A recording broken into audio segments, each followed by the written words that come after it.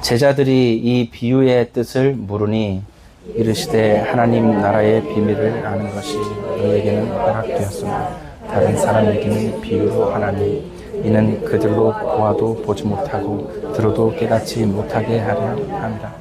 이 비유는 이러하니라. 씨는 하나님의 말씀이요 길가에 있다는 것은 말씀을 들은 자니 이에 마귀가 가서 그들이 믿어 구원을 얻지 못하게 하려고 말씀을 그 마음에서 빼앗는 것이다. 바위 위에 있다는 것은 말씀을 들을 때에 기쁨으로 받으나 뿌리가 없어 잠깐 믿다가 시련을 당할 때에 배반하는 자요.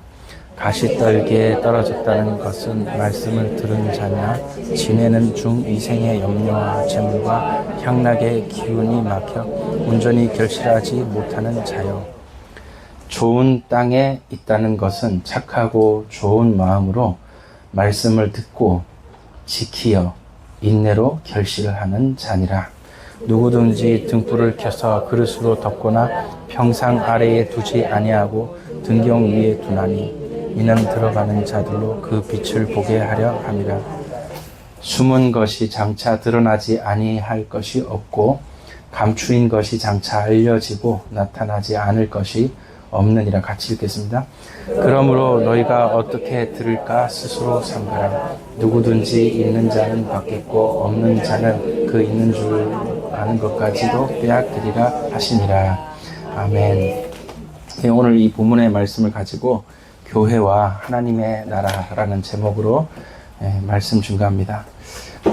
하나님의 나라가 이 땅에 임하는 것이 그것이 궁극적인 세계 역사의 끝에 일어나는 하나님의 모든 그 역사와 그 시간이 그렇게 맞춰져 있습니다. 즉 하나님의 목표, 하나님의 목적은 하나님의 나라가 온전하게 이 땅 가운데 이루어지는 것에 있다는 것이죠.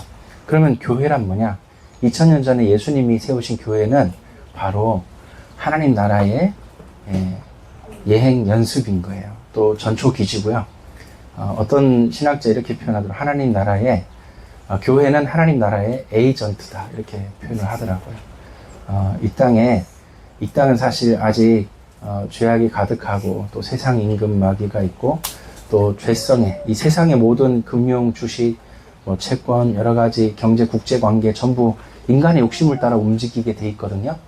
세상의 자본주의의 모든 논리, 공산주의의 저 세력 이런 것들은 전부 인간의 욕심이 그 논리의 핵심입니다. 그걸 인간의 욕심을 적절하게 인정하는 게 자본주의고요. 인간의 욕심을 이제 좋게 막 포장해가지고 거짓말하면서 만들어낸 이념과 이데올로기가 공산주의 되겠죠.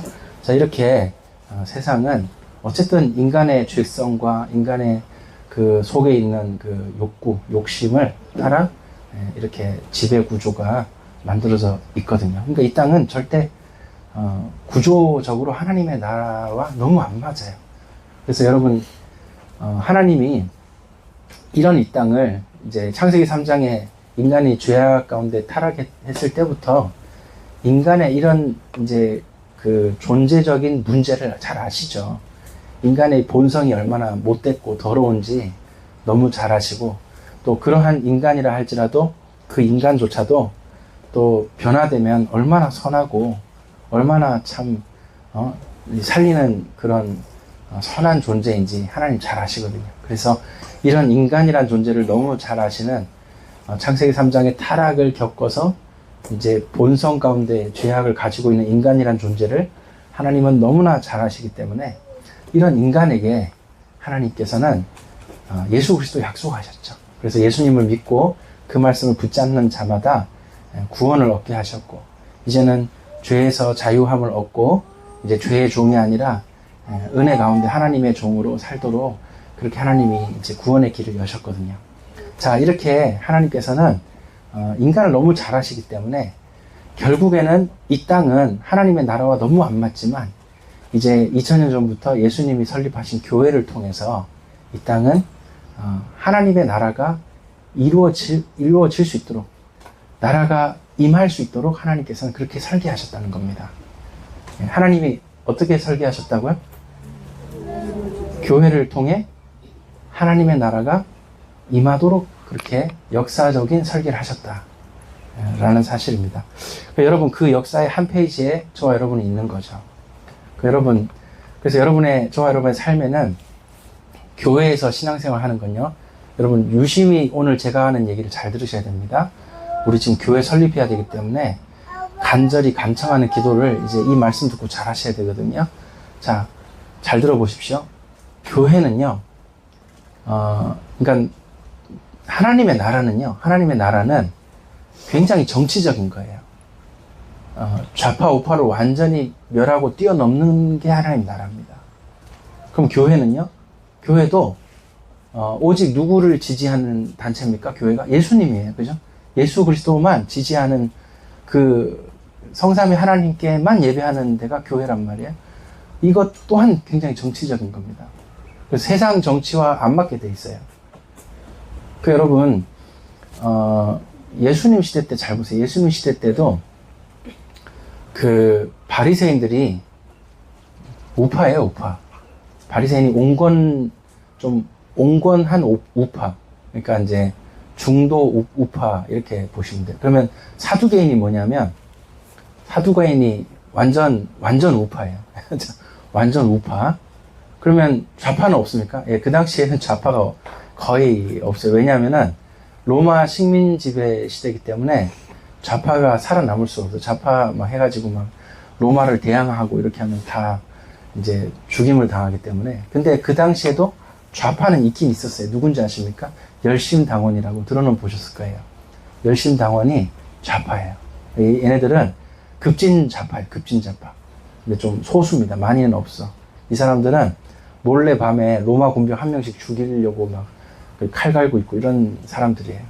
그리고 또 전쟁으로 직접적인 그 무기로 싸워서 이겨가지고 이제 이스라엘을 하자, 이게 독립운동 하자, 뭐 이게 이제 그렇게 하는 거고, 주로 우파가 이제 로마를 이제 지지를 할 수밖에 없어요. 왜? 로마 식민 지배 시대니까 그냥 친로마 성향을 가질 수밖에 없는 거죠. 특히 사두개파는 부활이 없다고 믿기 때문에 현세가 중요한 거예요. 그래서 현실적인 신앙을 가지려고 하다 보니까 이제는 어쩔 수 없다. 로마를 지지하자. 그래서 이제 사두개파는 이제 특히 유대인들의 고위층들이 사두개파를 선호해요. 그래서 뭐 대제사장 뭐 이런 급들 있죠. 그 다음에 아주 이 돈 많고 기득권들 있죠. 그런 사람들 다 친로마 성향 강하게 갖고 있는데 그들이 또 다 사두개파예요. 자기 재산 지키고 하려면은 이제 그런 이제 색깔을 가진다. 근데 바리새파는 이제 그런 사두개파를 너무 로마에 붙어 먹는다고 싫어해요. 그래서 바리새파는 이제 온건한 이제 그 친로마를 안 할 수가 없어. 왜냐하면 식민 지배 시대니까 그냥 친로마는 하긴 하는데 이제 온건하게 우리는 하나님이나 잘 믿자 뭐 이러면서 이렇게 하는 데가 이제 바리새파고요. 그들도 역시 이제 잘 살기를 원하죠. 누가 잘 살고 싶지 누가 못 살고 싶겠습니까? 그래서 이제 그렇게 하는데 예수님은 이제 그런 바리새파에게도 경고 굉장히 하시고 또 예수님은요 그 열심당원 막 급진좌파 막 이렇게 하는 사람들도 그렇게 좋아하지 않으셨어요. 근데 재미난 사실은요 예수님께서는 좌파든 우파든 다 정말 하나님의 계획 속에 제자 삼으시는 거예요. 그래서 근데 제자를 삼은 다음에 뭐라고 하십니까? 그때 잘 들어보세요. 그때 지금 사두개파, 바리새파 얘기했죠. 그 다음에 열심당원 얘기했죠. 한 가지 얘기 안 한 파가 있어. 뭐냐면 SNF파라고.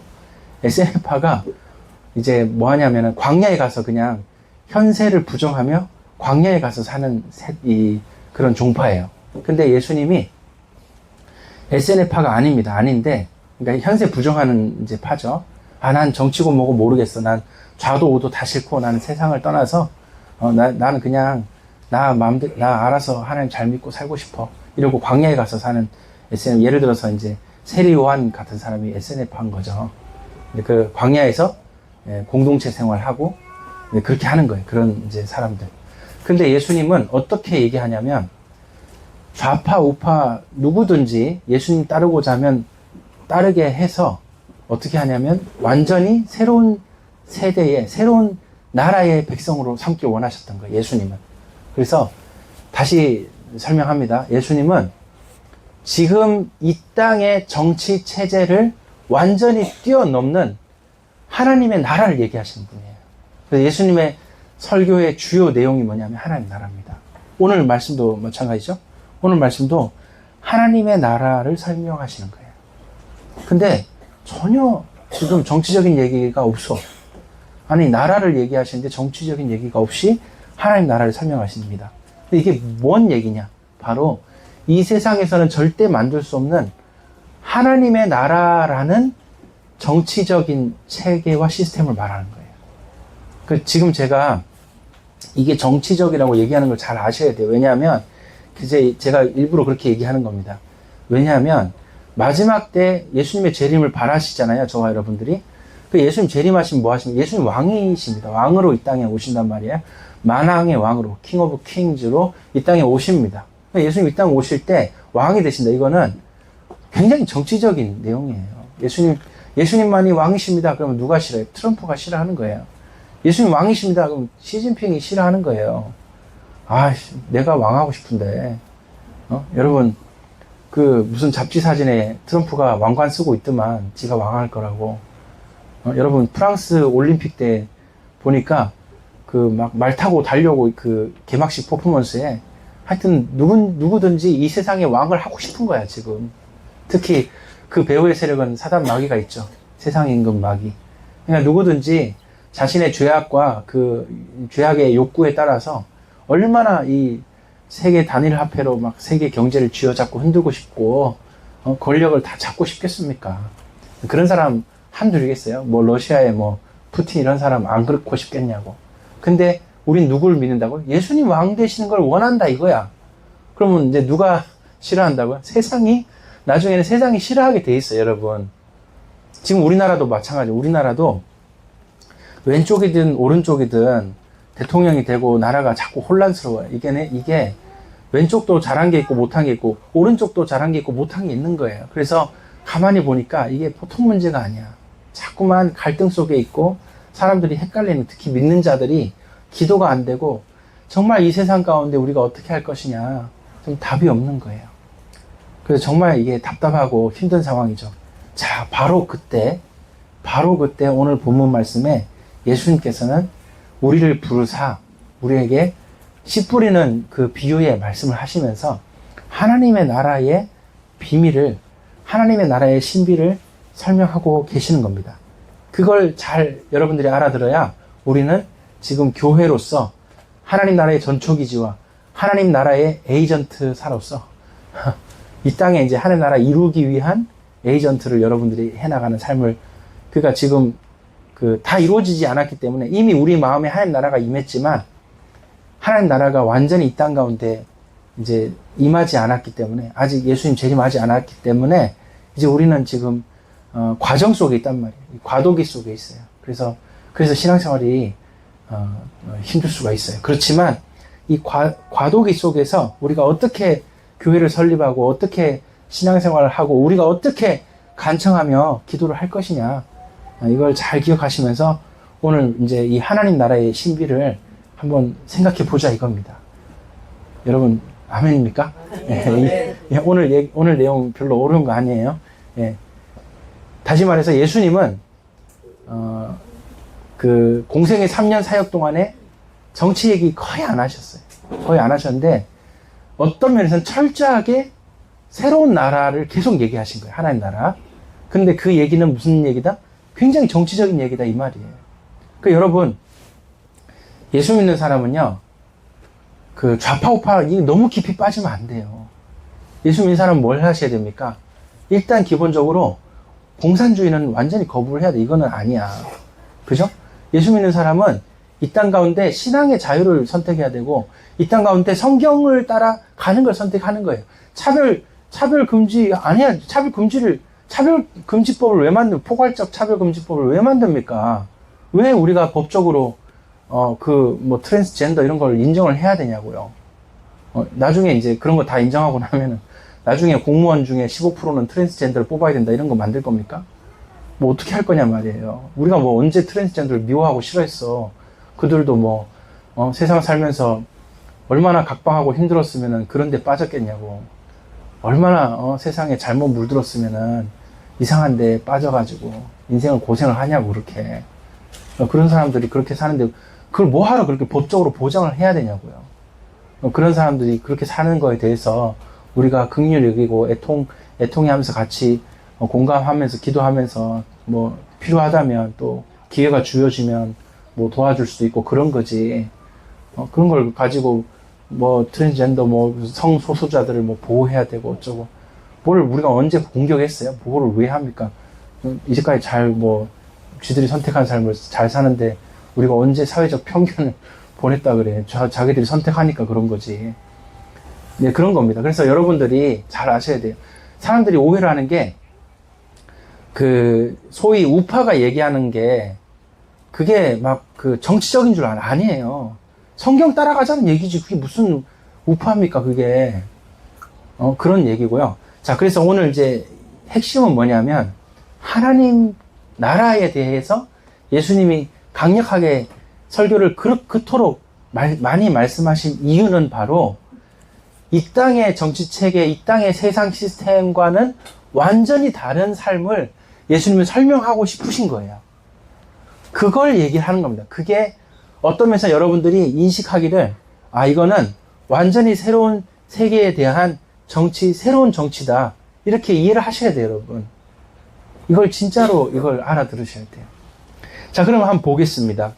하나님 나라의 여기는 이제 본문에 비밀이라고 돼 있죠? 비밀. 근데 이걸 이제 뭐, 정확한 단어로 조금 더 이해를 하자면, 신비라고 이해하시면 돼요, 신비. 하나님 나라의 신비. 하나님 나라의 신비를 우리가 알아야 된다 이거죠. 왜냐하면 이 땅에 사는 사람들은 전부 세상의 원리대로 살고, 죄악의 욕심대로 사니까, 다들 뭐, 이제 죄악 가운데 산다 이거죠. 그러니까 이게 하나님 나라의 신비를 못 알아듣는다 이 말입니다. 근데 예수님께서는 일단 뭐라고 설명하십니까? 이게 보아도 보지 못하고 알아도 깨닫지 못하는 게 이게 하나님 나라의 신비라는 거예요. 특히 어린아이에게는 깨닫게 허락하시고 뭐 지적으로 난다긴다 하는 사람들은 이상하게 못 알아듣는 게 이 하나님 나라의 신비다. 뭐 이렇게 예수님은 굉장히 패러독스하게 역설적으로 설명하십니다. 그러니까 이해가 잘 안 되죠. 그래서 여러분 성경을 가까이 두고 자꾸 통독하셔야 되는 이유가 이런 하나님의 나라를 예수님이 그렇게 우리에게 말씀하셨으니까 이런 것들을 자꾸 읽어보고 고민을 해보셔야 돼요. 특히 오늘 오후에 뭐 율법에 대한 얘기도 마찬가지고요. 자, 그래서 이 비유는 이러하니라 11절에 씨는 하나님의 말씀이다. 이렇게 이제 시작하신단 말이에요. 예수님이 직접 이제 하나님의 나라의 신비를 설명하시는데 하나님의 말씀이라는 것부터 시작하십니다. 자, 한번 따라 합시다. 하나님의 나라는 하나님의 말씀에서부터 시작한다. 네, 굉장히 중요한 얘기입니다. 이거 정말 중요한 얘기예요. 하나님의 말씀이 선포되는 것부터 하나님의 나라가 시작되는 거예요. 그러니까 여러분, 우리 매주 모여서 예배 드릴 때 하나님의 말씀을 경청하여 듣죠. 거기서부터 뭐가 시작된다고요? 하나님 나라가 시작되는 거예요. 이미 우리 마음에 하나님 나라가 임하였죠. 근데 그 하나님의 나라 백성의 삶이 어떻게 지속됩니까? 말씀이 내게 들려지고 믿어지고 말씀이 붙잡아지고 말씀을 지키고 말씀의 삶을 살 때 하나님의 나라가 내 삶을 통해 펼쳐지는 거예요. 이게 단순히 여러분 이거 영적인 메시지다라고 이해하시면 안 돼요. 왜냐하면 영적인 메시지가 실제적인 메시지예요. 실제로 영적인 것이 실제적인 거라고요. 우리는 자꾸만 영적인 거랑 삶의 실제랑 나누는 안 좋은 습관이 있어요. 근데 그러시면 안 돼. 이 하나님의 나라라는 하나님 말씀에서부터 시작하는 이 영에서부터 이게 우리의 삶이 된다는 걸 꼭 믿으셔야 돼요. 그래서 예수님도 우리에게 기도 가르칠 때 뭐라고 가르칩니까? 나라가 임하시오며 이렇게 기도하라고 가르치죠. 뜻이 하늘에서 이루어진 것 같이 땅에서도 이루어질 것을 우리에게 기도하라고 가르치시죠. 바로 그겁니다.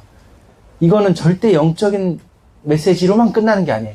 이 메시지는, 이 지금 예수님이 우리에게 하시는 말씀은 이게 우리의 영에서부터 말씀으로 시작되면서부터 실제 우리의 삶에 하나님의 나라가 펼쳐지는 걸 다 보여주시는 거예요. 이걸 하나님은 이걸 지금 설명하시는 거예요. 자, 그래서 첫 번째입니다. 길가에 있다는 거는 말씀을 듣는다 이게. 길가밭 신앙이 말씀을 안 듣는 게 아닙니다, 여러분. 여러분, 길가밭의 사람도, 길가밭의 마음을 가진 사람도 얼마든지 예배 드릴 때 말씀 잘 듣습니다. 근데 길가밭이. 자, 보세요.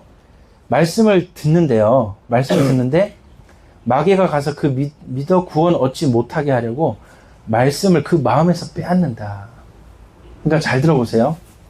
하나님의 나라가 우리의 삶에 펼쳐져야 되는데 안 펼쳐지는, 정말 나는 하나님의 나라를 꿈꾸며 간구하고 간청하며 살아야 되는데, 마지막 기도자로 살아야 되는데 이게 안 펼쳐지는 이유가 첫 번째 뭐라고요?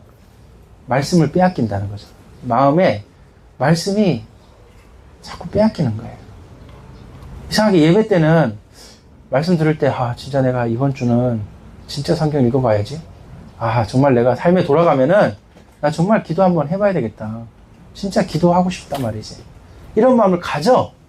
근데 뭐가 안 되냐? 환경이 안 돼, 환경이. 삶에 돌아갔다. 그러면 환경이 안 되는 거예요. 너무 습관적으로 일에 공부에 지치는 거예요. 너무 습관적으로 자신의 건강에 피곤한 거예요. 너무너무 삶이 아예 그냥 고착화돼 있어. 그래서 늘상 하던 대로만 그렇게 사는 거예요. 우리는 그런 염려와 또 건강에 대한 아픔과 또 여러 가지 삶에 대한 피곤함을 가지고 늘상 하던 대로 살아가기 때문에 환경이 안 바뀌어서 말씀을 빼앗기더라. 이렇게 이해하시면 됩니다. 다시요. 마귀가 말씀을 빼앗는다 이렇게 표현하고 있는데 우리는 어떻게 이해하셔야 되냐면 우리의 삶 속에서 자꾸 틈을 내어준다고 이해하시면 돼요. 자꾸 틈을 내어주는 거야. 이래서 저래서 성경 못 읽고 진짜 이 하나님의 말씀을 내 마음속에 담기 원하는데 안 되는 거죠. 그러니까 실제로 원하지 않는 거지 뭐. 정말 원하면 그렇게 되겠습니까? 근데 이게 원하지 않는 거예요. 나 진짜 하나님 말씀대로 나 정말 기도하면서 마지막 기도자로 살고 싶다. 이게 안 되는 거예요, 이게. 말씀 들을 때는 진짜 그렇게 살아야 되는데 정말 어떡하지? 이랬는데 삶으로 돌아가면 안 된다 이거죠. 그래서 여러분 마음이 자꾸만 빼앗긴다는 거죠. 이걸 굉장히 주의하셔야 돼요. 자, 다시 설명합니다. 예수님의 하나님 나라 메시지는 실제적이다. 이제 실제적이다는 표현을 제가 정치적이다고 얘기를 한 거예요.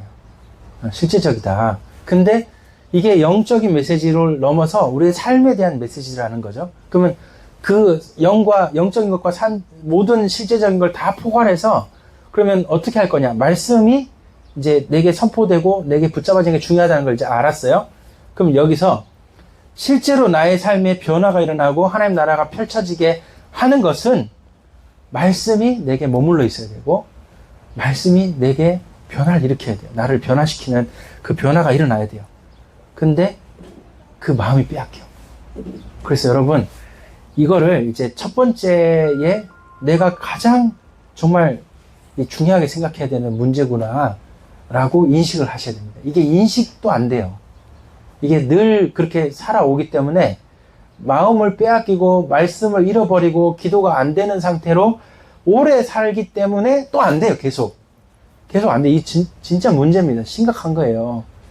근데 지금 다 현대인의 이 한국교회, 전세계 교회 교인들 이런 이제 질환을 다 겪는 거예요. 만성 질환. 정말 기도 안 되는데 안 되는 상태로 오래 사는 거야. 만성 질환이야, 완전히. 말씀을 못 붙잡은 상태로 오래 살고 있어. 만성 질환 된 거예요. 자, 이게 첫 번째 문제입니다. 마음에서 말씀을 자꾸 빼앗기니까 이 하나님 나라의 시스템을 이해가 안 가. 이게 삶에 터득이 안 돼. 삶에서 뭐라? 그러면 우리는 자동으로 다시 우리 속에 있는 잠재되어 있는 죄악된 본성에 따라 나의 삶의 시스템을 구성하죠. 이렇게 사니까 또 힘든 거죠. 이게 자꾸 말씀과 안 맞고 기도하기 힘들고 더 자꾸 그렇게 되는 거예요. 자, 그럼 두 번째입니다. 첫 번째, 마음에서 말씀 빼앗기는 문제에 대해서 이 문제에 대해서 굉장히 저와 여러분들이 심각하게 인식하셔야 된다. 이런 말씀 드렸고, 두 번째입니다. 바위 위에 있다는 것은 13절에 바위 위에 있다는 것은 말씀을 들을 때에 기쁨으로 받으나 뿌리가 없어 잠깐 믿다가, 여기 보세요. 잠깐 믿어요. 이게 뭡니까? 말씀이 있다는 거예요. 그 속에 생명이 심겨졌고 그 속에 말씀이 들어간다는 거예요. 근데 잠깐 믿다가 뭡니까? 시련을 감당하지 못하는 거예요. 여러분, 예수님 믿을 때 삶의 어려움이 왜 안 옵니까? 신앙의 위기가 왜 안 옵니까? 좋은 교회 공동체에서 시험들 일도 생기고요. 섭섭한 일도 생기고, 정말 예수님 잘 믿고 싶은데 세상에 돌아가 살다 보니 여러 가지 삶에 치이는 문제가 많은데 거기서 기도가 잘 안 돼. 거기서 말씀을 못 붙잡겠어. 그러니까 어떻게 됩니까? 시련을 당할 때 하나님 왜 저한테 그러세요? 왜 저한테 이런 어려움을 주시나요? 왜 저만 이렇게 힘들게 살아야 되나요? 이런 마음이 든다는 거죠. 약간의 말할 수 없는 하나님을 향한 원망도 있고, 또 뭐가 있습니까? 하나님을 향한 불신앙이 생기는 거예요. 그래서 믿음은 있고 분명히 생명이 있는데 뭐가 안 됩니까? 하나님을 향한 신뢰가 잘 안 돼. 지금 표현이 굉장히 중요합니다. 성경에는 그 신뢰 이런 단어 굉장히 많이 써요. 순종 이런 단어 굉장히 많이 쓰거든요. 우리가 잘 안 써서 그렇지 성경은 굉장히 많이 써. 근데 믿는 거랑 자 보세요.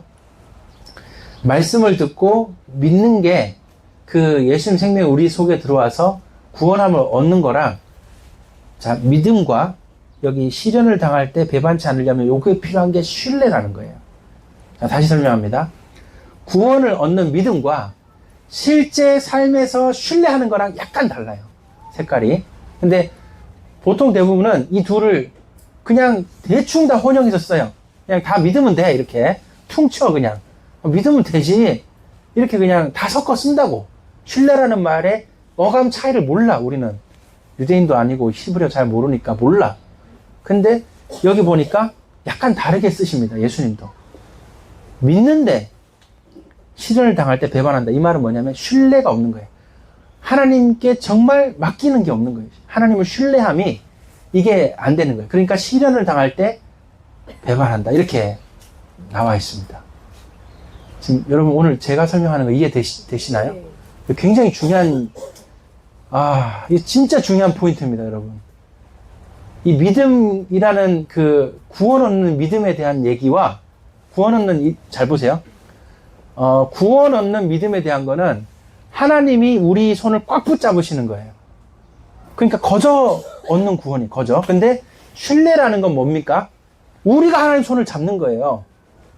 이게 돼야 된다고.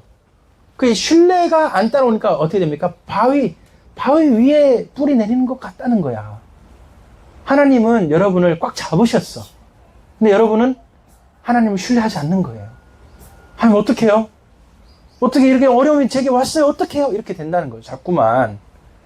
하나님 저 지금 공부가 힘들고 돈 버는 게 힘들고 살아가는 게 이런데 어떡하냐고. 하나님 저 인간관계 너무 힘들어요. 하나님 아시잖아요. 저 왜 이렇게 살아야 돼요?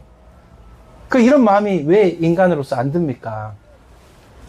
그러니까 이제 그런 일이 있을 때 우리가 하나님 손을 딱 잡아야 돼요. 신뢰가 그거예요.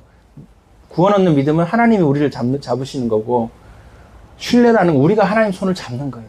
예수님의 손을 잡는 거예요. 그러니까 여기서 시련을 당할 때에 배반하는 자요, 이 표현이 신뢰에 대한 얘기입니다. 신뢰에 대한 얘기. 이해되시면 아멘 하시 바랍니다. 네, 굉장히 중요한 얘기. 여러분의 자유의지로 예수 그리스도의 보혈에 피 묻은 손을 잡으시기 바랍니다. 이거 되게 중요한 얘기입니다, 여러분. 이게 정말 중요한 얘기예요. 자, 그래서 바위를 제거하는 방법은 딱 그거예요. 신뢰함이에요. 신뢰함. 낮의 해와 밤의 달이 나를 아무리 상하게 한다 할지라도 나는 저 눈을 들어 산을 보니 나의 도움이 오직 하나님께서 온다는 것을 분명히 믿고 신뢰하는 거예요. 그런 사람에게 바위가 제거됩니다. 이 보통 중요한 얘기 아닙니다, 여러분. 자, 지금 하나님 나라 얘기하는 거예요. 굉장히 정치적인 얘기하고 굉장히 현실적인 얘기를 하고 있는 겁니다. 이런 얘기하면 자꾸만 영적인 얘기로 알아듣는 게 이제 우리 귀가 잘못된 거예요. 이거 현실적인 얘기예요. 이게 나의 너무나 내 인생에 너무나 직접적인 영향을 미치는 얘기라는 걸로 알아들으실 때 여러분의 인생의 변화가 시작돼요. 이걸 진짜로 알아들으셔야 돼요. 자, 그 다음에 14절 잘 보세요. 14절 같이 읽어보겠습니다. 14절 시작. 가시떨기에 떨어졌다는 것은 말씀을 들은 자이나 지내는 중 이생의 염려와 재물과 향락의 기운이 막혀 온전히 결실하지 못하는 자요. 이건 이제 무슨 얘기냐? 바위에 뿌리 내리는 거랑 가시떨기에 찔려서 못 자라는 거랑 다르다는 거예요. 여기 보니까 바위 같은 게 있어서 뿌리 내리지 못하는 문제는 신뢰의 문제라고 제가 얘기했죠. 근데 14절에는 이제 어떤 문제냐? 신뢰를 하긴 해. 신뢰까지는 해. 나 하나님 신뢰합니다. 저 하나님 믿어요. 손을 잡아. 예수님 보혈의 손도 잡아. 근데 여기서부터 뭐가 안 놔지냐면 이건 놓는 문제입니다. 염려가 안 놔지는 거예요. 이게 굉장히 또 약간 구분하고 지금 예수님이 구분해서 비유하신 거예요, 지금. 자, 신뢰하는 사람일지라도 염려를 놓지 않는 경우가 생기더라는 거예요. 여러분 이해되십니까? 하나님 나라의 시스템을 여러분이 이제 이해하고 그 시스템대로 살기 위해서는 염려를 놓을 수 있어야 돼요. 자, 노후 대책 해야 되는데, 정말 국민연금 해야 되냐, 아니면 뭐, 연금보험을 뭐 하나 있어야 되는데, 다 맞죠. 뭐 그런 거, 알고 준비하면 너무 좋겠죠. 근데, 공중에 나는 새가 언제 연금 준비합니까? 언제 노후 대책 하냐고요. 저 드레핀 백합화가 언제, 자기 보험 뭐 듭니까? 뭐 그런 거 없는데 그렇게 잘 지내더만. 여러분, 지금요, 우리에게 어떤 문제가 있냐면, 염려를 놓는 게 잘 안 돼요. 이게 되게, 인간관계 지금 늘 막 몇십 년짜리 인간관계에 정말 아픔이 있어. 그걸 못 놔. 왜? 몇십 년짜리라고. 이게 내가 지금까지, 이 아픔을 내가 겪어왔는데, 당연히 쉽게 안 놔지겠죠. 근데 이걸 못 놓는 거예요. 자, 그래서, 염려와 재물, 특히 경제적인 문제에 대해서 인간이 발작을 해요. 예를 들어서 은혜 받고 다 했어. 근데 경제적인 부분에서는 이게 안 되는 거예요. 이게 여러분 성경이 경제 설명할 때 어떻게 하는지 잘 보셔야 돼. 나중에 제가 율법 강의할 때 다 할게요. 613개 지금 오늘부터 이제 율법 강의 제목이 사회생활이에요. 굉장히 중요합니다. 그래서 일부러 막 한 5, 60개 안 가져왔어요. 일부러 오늘은 한 20 몇 개밖에 안 가져왔어. 오늘부터 율법 강의는 굉장히 실제적인 내용이 될 겁니다. 그래서 잘 들으셔야 되는데, 자 보세요. 성경에서 경제 얘기를 할 때 어떻게 얘기하는지 압니까? 알려드릴게요. 성경에서 돈 얘기할 때는요, 항상 인간의 피 같은 얘기를 하셔요. 인간의 피야, 피. 이게 여러분 돈이 그냥 돈이 아닙니다, 여러분. 피 같은 거야. 그러니까 이게 완전 생명과 직결되어 있다고요. 지금 내가 경제적으로 어려움 당하는 건 정말 생명의 위협을 느낄 만큼의 어려움이라고요. 맞죠, 그죠? 그러니까 성경도 그걸 설명하십니다, 그렇게. 근데 인간 입장에서 경제적인 부분에 대해서 어떻게 반응을 하냐면, 이게 피 같은 거고 생명 같은 거다 보니까 여기에 완전히 막 집착이 되고 이거 없으면 죽을 것 같은 그런 강박이 생겨 있다고요. 특히 자본주의 사회는 더 그래. 자본주의 사회는 돈에 대해서 더 민감하게 돼 있어요. 왜냐하면 0.1% 차이로 이자 차이로 몇만 원 차이 나거든요. 그러니까 돈에 대해서는요, 더 민감하게 반응이 됩니다. 그래서 어떻게 되냐? 강박이 생긴 거예요. 지금 염려하는 게 이생의 염려, 수많은 인간관계나 뭐 가족관계, 또 무슨 뭐 건강에 대한 질병과 아픔과 또 여러 가지 나의 그 학업 성취나 또 직장이나 이런 것 이생의 염려 있죠. 그 다음에 특히 재물, 경제적인 이 염려가 심한 거예요. 강박처럼 박혀 있는 거예요. 여기에 향락이 이제 문제예요. 뭐 그냥 잊고 그냥 오늘을 즐기자 뭐 이런 것도 지금 문제라는 거예요. 예수님 말씀에. 그 여기에 기운이 막혀 온전히 결실하지 못한다. 자, 그래서 이 문제를 예수님이 설명하면서 이 문제를 앞에는 이제 신뢰 얘기했잖아요. 이 문제를 가지고 성경은 뭐라고 표현을 많이 하느냐? 잘 들으시기 바랍니다. 이 문제를 가지고 성경은 치유라고 표현을 많이 해요. 치유. 이거는 신뢰를 안 하는 문제가 아니에요. 이거는 치유와 관계되어 있는 문제예요. 염려의 이것도 뇌의 신경회로의 문제라니까요. 실제로. 여러분, 염려를 자꾸만 내려놓고 하나님께 감사할 수 있는 이게 굉장한 치유인 줄 믿으시기 바랍니다. 여기 재물, 특히 돈에 대하여 하나님을 정말 믿고 신뢰하는 게 굉장한 치유라는 거예요. 만약에 여러분 경제공황이 오면 여러분 어떻게 하시겠습니까? 경제공황에 기독교인은 어떻게 대처하느냐? 나중에 제가 정리해서 알려드릴게요. 경제공황이 오면 어떻게 할 거냐? 뭐 어떻게 금 살까? 어떻게 할 겁니까? 여러분, 염려와 재물의 향락에 기운이 막혀 있다. 잘 생각하시고 하나님 앞에 온전한 결실을 맺는 것은 바로 우리의 삶에 생각의 치유가 일어나야 된다. 이거는 일단은 믿음에 대한 문제랑 좀 달라요. 지금 믿음과 신뢰 얘기 앞에서 했잖아요. 여기서는 무슨 얘기입니까? 생각의 치유가 일어나야 돼요. 생각에.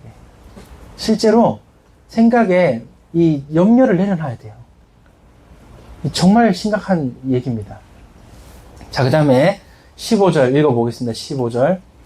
여기 이제 가장 중요한 얘기가 나옵니다. 15절. 이 모든 걸 총괄해서 15절에서 딱 얘기하고 계십니다. 읽어보겠습니다. 시작. 좋은 땅에 있다는 것은 착하고 좋은 마음으로 말씀을 듣고 지키어 인내로 결실하는 자니라. 아멘. 자, 보세요. 말씀을 실제로 듣고 붙잡는 게 길가밭에서 빠져나오는 얘기예요. 그렇게 하나님 나라의 시스템이 시작이 되고, 지키는 게, 이게 신뢰하는 것과 이게 바로 염려를 버리는 치유가 관계되어 있어요. 지키는 거. 말씀을 내가 지키고 따르겠다. 자, 그 다음에 인내라는 말씀을 하십니다. 인내. 자, 염려를 하진 않지만 삶이 그렇게 막 여유롭지는 않습니다. 경제적으로. 자, 보세요.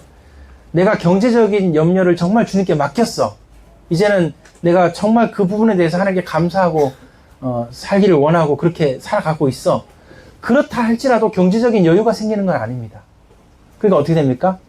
삶이 빡빡할 수가 있고 삶이 여전히 어려울 수도 있어요. 근데 경제적인 것뿐만 아니라 모든 면에서 마찬가지. 모든 면에서 건강도 그렇고 인간관계도 그렇고 모든 면에서 우리가 인내하고 견뎌야 될 게 많아요. 그래서 예수님 뭐라고 얘기하십니까? 하나님 나라의 시스템을 이해하고 이 땅에서 하나님 나라가 펼쳐지는 진정한 삶을 살기 위해서는 인내가 필요하다는 거예요. 인내가. 자, 그래서 인내를 여러분 주목하셔야 돼요. 인내라는 거예요. 우리는 왜 염려를 버리지 못하느냐? 인내가 안 돼서 그래요. 염려를 내려놓지 못하는 이유가 뭐냐? 인내가 안 돼서 그렇습니다. 그래서 결실하는 좋은 땅과 같은 그런 마음, 그런 하나님 나라의 시스템을 실제로 삶에 펼치는 그런 사람은 인내로서 마무리한다 이거죠. 인내가 마지막 가니시예요. 이게 마무리가 돼야 돼요. 자, 이렇게 됩니다. 그리고 16절 보세요. 이렇게 하나님 나라의 시스템을 이해하는 자는 그 빛을 감출 수가 없다는 거예요. 16절, 17절을 보니까 이게 결국에는 나중에 선한 열매로 나타나게 돼 있지 절대 감출 수 없는 그런 삶이 된다를 설명하십니다. 자, 그리고 18절에 중요한 말씀 또 하십니다. 18절 읽어보겠습니다. 시작. 그러므로 너희가 어떻게 들을까 스스로 삼가라. 누구든지 있는 자는 받겠고 없는 자는 그 있는 줄로 아는 것까지도 빼앗기리라 하시니라. 자, 하나님 나라 시스템이 실제로 있는 자는 이제 삶에서 받는 거예요. 하나님께 복을 받는 거예요. 근데 하나님 나라의 시스템이 없는 사람은 있는 줄로 알고 착각하더라도 없는 사람은 빼앗긴다는 거예요. 하나님 복이 없어요. 이게 굉장히 중요한 말씀입니다. 오늘 제가 설명을 좀 어렵게 해서 그런지 몰라도 실제 본문에 충실해서 제가 말씀드리고 싶어서 이렇게 설명하는 겁니다. 그래서 여러분 성경을 몇 번씩 읽어보셔야 돼요. 이게 지금 그 통독이 중요합니다. 통독. 이게 큐티라는 방법 있죠? 성경 하나하나를 한 단락 한 단락을 깊이 생각해보고 이리 생각해보고 저리 생각해보고 요거는 이제 묵상이라는 방법이에요. 근데 그 유대인들이 전통적으로 해왔던 방법은 뭐냐면 통독입니다. 그냥 읽는 거예요. 계속 읽는 거예요. 그럼 못 알아들어도 그냥 읽는 거예요. 그래서 여러분 성경을 읽는 방법이 두 가지입니다. 하나는 통독이라는 방법이에요. 또 하나는 묵상이라는 방법이에요. 묵상은 하나하나 곱씹으면서 나가는 거예요. 오래 걸려요. 근데 통독은 지금 당장 누가복음 1장부터 24장까지 1시간 안에 쫙 읽는 거예요. 그게 통독이라는 방법이에요. 근데 어떤 방법을 이 유대인들이 원래부터 썼다고요? 통독을 쓰는 거예요. 통독이 더 빠릅니다.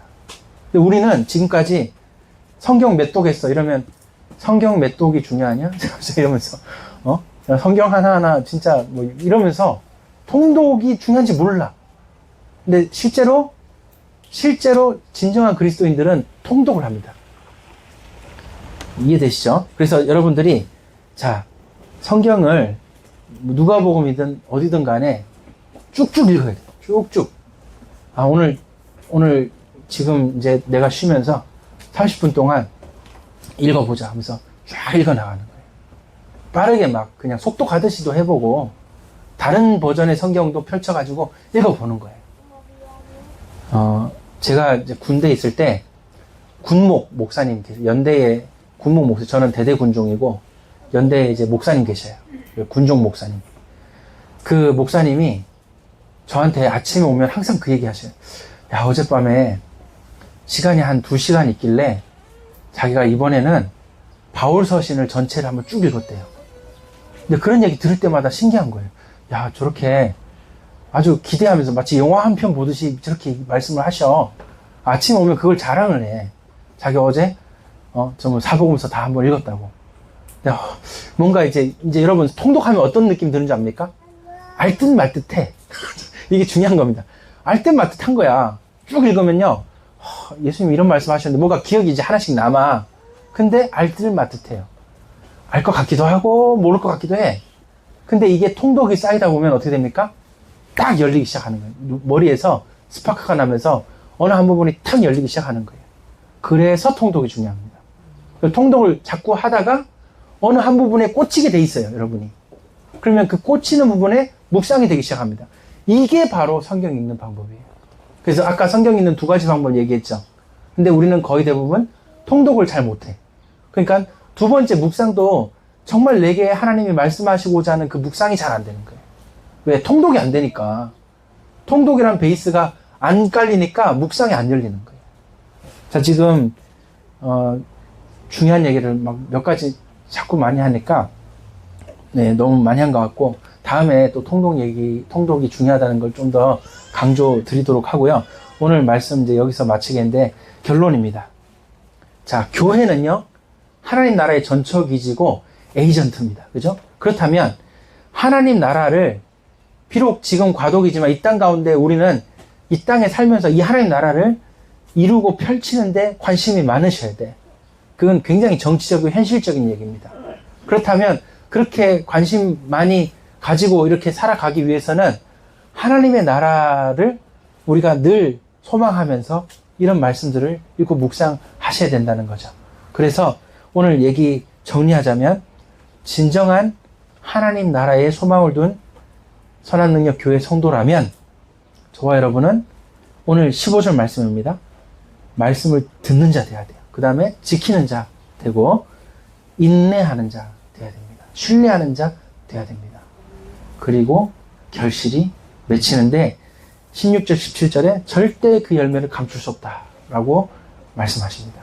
그리고 실제로 하나님 나라 시스템이 장착이 안 되면 빼앗긴다. 없는데 있는 줄로 알아도 없으면 빼앗긴다는 거예요. 안 된다는 거예요. 아무리 들어도 길가밭 상태로 이 바위에 걸린 상태로 가시에 찔린 상태로 계속 있으면 안 된다는 거예요. 아무리 하고 싶어도 안 되는데 어떡합니까? 우리 예수님 믿을 때 제대로 옥토밭 정말 이런 좋은 땅으로서 살아야죠. 그래서 이런 말씀을 저와 여러분 기억하시고 우리 선한능력교회는 하나님 나라의 백성으로 멋지게 사시기를 예수님 이름으로 축복합니다. 자, 오늘 들은 내용 가지고 이번 주는 정말 간구하고 간청하면서 성경 통독하시기를 예수님 이름으로 축복합니다. 기도합니다. 하나님 아버지 감사합니다. 오늘 귀한 말씀 언약으로 붙잡고 아버지 하나님 우리의 삶 가운데 하나님 나라를 소망하는 귀한 거룩한 선한 능력 교회로서 이제 이 땅 가운데 우리가 이렇게 하나님 나라를 소망하며 간구하며 간청하며 성경 말씀을 늘 가까이 통독할 수 있는 우리 모든 삶이 되게 하여 주시옵소서. 감사와 영광 돌리며 예수님의 이름으로 기도합니다. 이제는 우리 주 예수 그리스도의 놀라우신 은혜와 아버지 하나님 크신 사랑과 성령의 교통하심이 오늘 주신 말씀대로 하나님 나라의 그 신비를 깨달아 알길 원하는 모든 성도들 위해 하나님 나라의 이 시스템을 실질적인 삶에 펼쳐나가길 원하는 모든 성도들 위해 그렇게 간청하는 간구하는 마지막 기도자들 위해 이제로부터 영원토록 함께 있을지어다. 아멘.